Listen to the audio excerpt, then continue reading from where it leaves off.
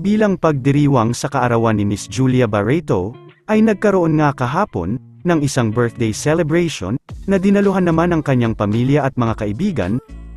Ilan sa mga dumalo ay ang kanilang kaibigang si Moira, Miss Rufa Gutierrez, Iza Calzado, Kyle Echari, at hindi rin mawawala ang nobyo ni Julia na si Gerald Anderson. Sa birthday celebration din ni Julia, ay ibinigay ni Gerald Anderson ang regalo nito para sa kanyang nobya.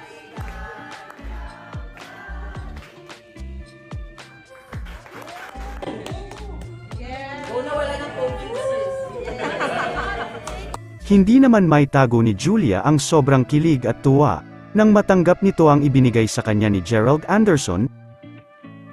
Napatakbo pa nga ito para yakapin si Gerald. Hindi rin nga biro ang halaga ng iniregalo sa kanya ni Gerald na Cartier.